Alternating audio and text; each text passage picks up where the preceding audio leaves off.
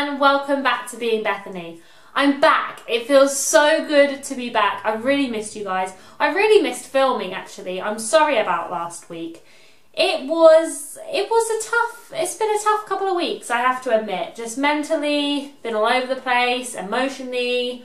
All my hormones have been out of sync. For all my female watchers out there, I've just decided to come off the pill, which I think sent me into a bit of a frenzy, I guess. Big shout out to my friend Izzy, who just reassured me after doing a similar thing that this was normal and it was kind of to be expected. I've been taking something for a very long time, about 8 years. I might do a video in the future about why I decided to come off of it. Yeah, it just all went out of sync and just my depression got really bad. But that's why I wanted to make this video, because during that time I turned to some old friends, some old books and some books that I had already read, and I just wanted to bring them to you in case you're feeling a similar way. But also some of these books are really good as beginner books about mental health. You know, it's not too heavy, it's not too in your face, and if you're reading because you just want to understand more what it's like from someone else's perspective,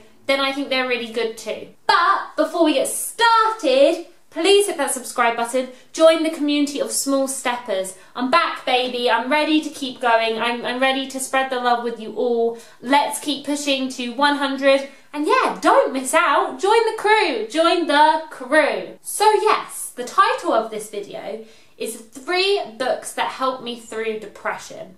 And like I said, the last couple of weeks I returned to some of them because I was feeling really rough and I needed just to know that I wasn't alone. And I knew that, but sometimes having a book that really speaks to you and speaks to your experience, I think is really helpful to make sure that you feel like it's okay to feel these things. So I'm just going to get right on in there, and I'm going to start with number 1. Now number 1, let me get it actually, would be helpful.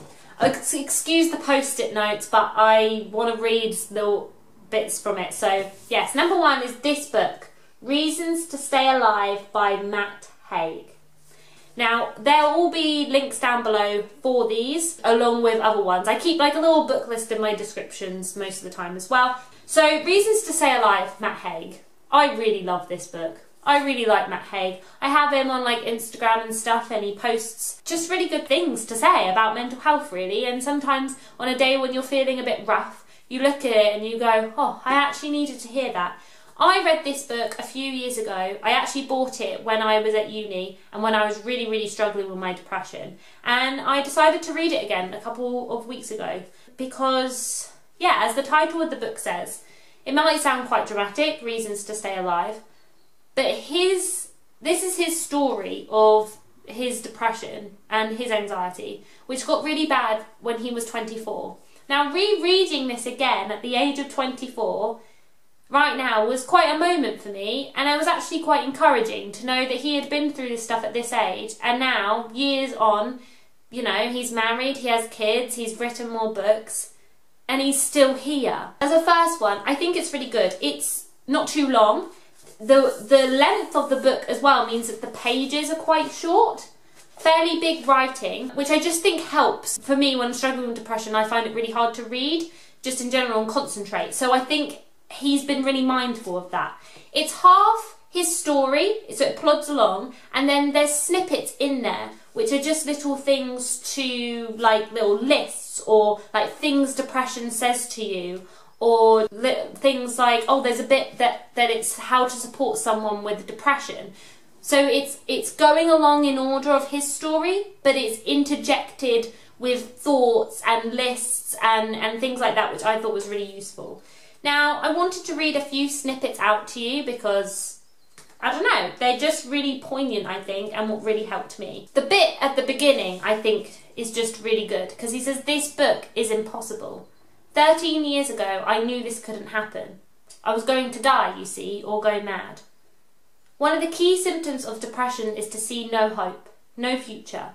Far from the tunnel having light at the end of it, it seems like it's blocked at both ends and you are inside it. So if I could have only known the future that there would have been one far brighter than anything I'd experienced, then one end of that tunnel would have been blown to pieces and I could have faced the light. So the fact that this book exists is a proof that depression lies. Depression makes you think things that are wrong. But depression itself isn't a lie. It's the most real thing I've ever experienced. Of course, it is invisible. To other people, it sometimes seems like nothing at all. You're walking around with your head on fire and no one can see the flames. And so, as depression is largely unseen and mysterious, it is easy for stigma to survive. Stigma is particularly cruel for depressives because stigma affects thoughts and depression is a disease of thoughts. When you're depressed, you feel alone and that no one is going through quite what you are going through. You are so scared of appearing in any way mad, you internalise everything, and you're so scared that people will alienate you further, you clam up and don't speak about it, which is a shame, as speaking about it helps. Words, spoken or written, are what connects us to the world, and so speaking about it to people and writing about this stuff helps connect us to each other and to our true selves. That's right at the beginning of the book, and that's why I want to read bits out to you, because I can't express it as well as he expresses it. To someone who's, like myself, was going through a really bad patch a couple of weeks ago, well, up until yesterday really, to read that and to remind myself that I'm not alone and what I'm thinking and feeling is valid in terms of depression is real, but actually the thoughts that I'm having about myself and about there being no hope aren't real. And like he said, words connect us, written or spoken. So reading can be such a powerful tool if you are able to, and if you can have the concentration long enough to, just to take you out of whatever moment that you're in and to give yourself that little bit of strength. That's right at the beginning of the book. This is why I love this book. What else do I want to share with you? Oh, the Bank of Bad Days. Because I have used this tool myself. When you're very depressed or anxious, unable to leave the house or the sofa, or to think of anything but the depression, it can be unbearably hard.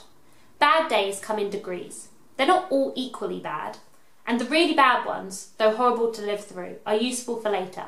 You store them up. A bank of bad days. The day you had to run out of the supermarket. The day you were so depressed your tongue wouldn't move. The day you made your parents cry. The day you nearly threw yourself off a cliff. So if you're having another bad day, you can say, well, this feels bad, but there have been worse. And even when you can think of no worse day, when the one you're living is the very worst there has ever been, you at least know the bank exists and that you have made a deposit. I just think that's a really useful tool. It's good to remind yourself that you have been here before, and if you haven't quite been here before, you know that you'll look back on this and go, that was a bad day, wasn't it? But I'm still here. The Bank of Bad Days. I just think that's a really good idea. Like I said about the list, he has things like things you think during your first panic attack. He's got things you think during your 1000th panic attack. There's how to be there for someone with depression or anxiety, and he gives a list, and I think that's really good as well. All the chapters are really small, and everything's like either one page or a few pages, and again, I just think that makes it easier to read. So I could go on and on about what I love about this book. It's a really good book, and I just would recommend, if you're struggling, or even if you're not struggling, to hear about it from someone else's perspective, and I just love the way that he writes. So yes, number one, Reasons to Stay Alive, Matt Haig. I could talk about it all day, I could read so many bits out of it, but yes, that's a great book. Number two, I've talked about this in another video, I think when I was talking about exercises you can do and stuff. But this book is called It's Not Okay to Feel Blue and Other Lies.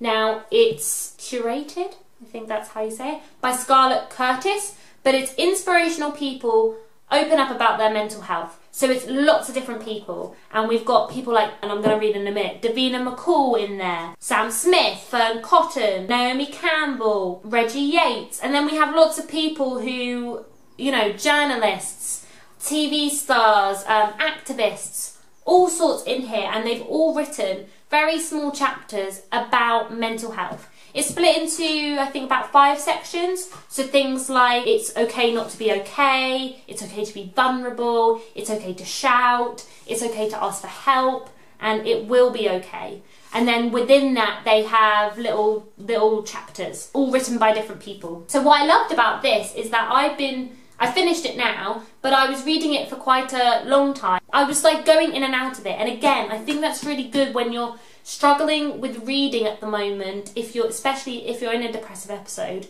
to have really small bits, and that could potentially be really helpful to you or make you feel, like I said, less alone. Then I think that's a really great idea, because it means you can just have a little read and then you've done that, you know. Again, it's all different. You've got some people in here that have written poems or lyrics. You've got other people that have written more of a list. You have other people who've written a chapter about something really poignant in their life. So it's all different, but with the overarching theme of mental health. So I wanted to share 2 of these with you. The first one is from Davina McCall, and she just writes a small chapter about tools to help you cohabit with your suffering. Talk. Don't keep it to yourself. Let people in. It's scary and sometimes it can go wrong, but when you manage to connect with people, it's magic. Let people go, the toxic ones. They don't need to know, just gently withdraw. Learn to say no. I struggled so much with this, but when I started to do it, it was one of the most liberating things that have ever happened to me. Learn to say yes. As I got older, I've become quite safe. I'm trying more and more to take myself out of my comfort zone. Find purpose. It can be anything. A charity, volunteering. Accept that life is a roller coaster. Ups and downs. Accept yourself. Even the bits you really don't like. You can work on those. No one is perfect. Try not to judge. If I'm judging people, it says more about where I am than about them. It's at that point that I probably need to talk to someone. Music is a mood-altering drug. Some songs can make you cry, but some can make you really euphoric. I choose to mostly listen to the latter. Exercise. There is science to back me up here. Exercise is a no-brainer for mood enhancement. Look after something. Let something need you for its survival. Doesn't have to be kids. It can be an animal, a houseplant, anything. And last but not least, faith. I'm not sure what I believe in, but I do feel that when I pray, my prayers are being heard. Not always answered, but heard. And that's enough. And then quite often, at the end of each bit, they have a big quote section. Can you see that? So this quote says, "We have to find a way of living with the suffering, cohabiting with it while we wait for our moments of joy." I think it's always nice to have a little quote page at the end of something. So yes, I read that one because it was easier to read than obviously more of a chapter, more of a story one. But they have lots of snippets like that. And the other one, you know, Ben Platt is a singer and an actor, and I love him and I love his music. He wrote a little poem, and I won't read the whole thing out, but just to give you an example, it goes like this. "There's a worry I feel every day. It distracts from my work and it ruins my play. It can pop in and out, it can whisper or shout, and it certainly won't go away. It's a worry I've learned how to bait. There are places I know that it's bound to wait. Like a long airplane flight or a space that's too tight, they have all become places I hate." And so on and so forth. So I just think it's really cool. Like I said, if you want to get out of your head a bit, if you want to feel understood, but you can't concentrate that much, it's great because it's a little snippet that you can read. I think it's nice to read something from lots of different people, from all walks of life. So yes, that would be number 2. Finally, number 3. Now we're returning to good old Matt Haig again, but I've included this one because I feel like it's a book where it's appropriate for everyone, really. It's not exclusively just about mental health, it's also about the world. So I have read this one. I'm currently rereading this one, so I'm about halfway through, and it's called Notes on a Nervous Planet by Matt Haig. To describe it, let me just read you a tiny snippet of, I guess, the blurb. "The world is messing with our minds. Rates of stress and anxiety are rising. A fast, nervous planet is creating fast and nervous lives. We are more connected, yet feel more alone. And we're encouraged to worry about everything, from world politics to our body mass index. How can we stay sane on a planet that makes us mad? How do we stay human in a technological world? How do we feel happy when we're encouraged to be anxious?" So what this book talks about is how this world now, this fast-paced world, really doesn't help our mental health. How things like the news with its constant panic headline to create fear in us. Just some of the headlines, and he lists in his book some of the headlines which show you they're created to grab your attention. And what grabs your attention and what sells is fear. You know, all these things about worrying about aging or diet cultures. And this idea that you're lacking something, so this is what you need, we've got you sorted. No wonder we feel more anxious, no wonder we feel less happy, because we feel like we're never enough, or we never have enough. I have some things, again, it's snippets, it's parts of his experience, and other things just like takes on the world, and lists, and all that jazz. So he has a thing called crash. I sometimes feel like my head is a computer with too many windows open, too much clutter on the desktop. There is a metaphorical spinning rainbow wheel inside me, disabling me. And if only I could find a way to switch off some of the frames, if only I could drag some of the clutter into the trash, then I would be fine. But which frame would I choose when they all seem so essential? How can I stop my mind being overloaded when the world is overloaded? We can think about anything. And so it makes sense that we end up sometimes thinking about everything. We might have to, sometimes, be brave enough to switch the screens off in order to switch ourselves back on, to disconnect in order to reconnect. The last thing I want to leave you with, I just think it's really beautiful, and it's called Maybe. Maybe happiness is not about us as individuals. Maybe it is not something that arrives into us. Maybe happiness is felt heading out, not in. Maybe happiness is not about what we deserve because we're worth it. Maybe happiness is not about what we can get. Maybe happiness is about what we already have. Maybe happiness is about what we can give. Maybe happiness is not a butterfly we can catch with a net. Maybe there is no certain way to be happy. Maybe there are only maybes. If, as Emily Dickinson said, forever is composed of nows. Maybe the nows are made of maybes. Maybe the point of life is to give up certainty and to embrace life's beautiful uncertainty. And why I want to end on that is I just really resonated with that when I was reading it. Life is just about the journey and the beauty of things that are outside. And, you know, I think he talks about in one of them, I can't remember, about nature. How we look at a tree and its twisted branches and, you know, we never really go, ooh, that's an ugly looking tree. We go, wow, look at the way it twists and it folds, and it's imperfect, but that's what makes it perfect. And that's what we need to remember. There's so much beauty around us, in us. You are enough and you are awesome, and you might not think that you're perfect, but you are, because there's only one you.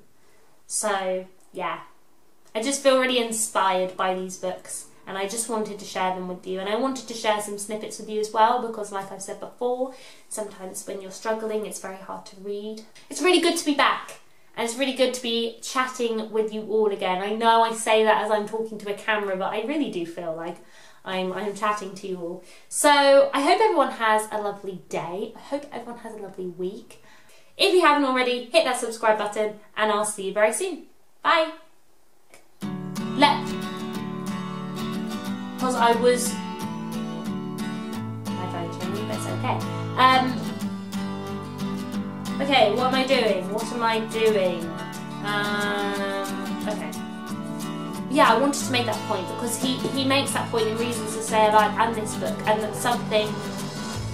Doorbell, one sec.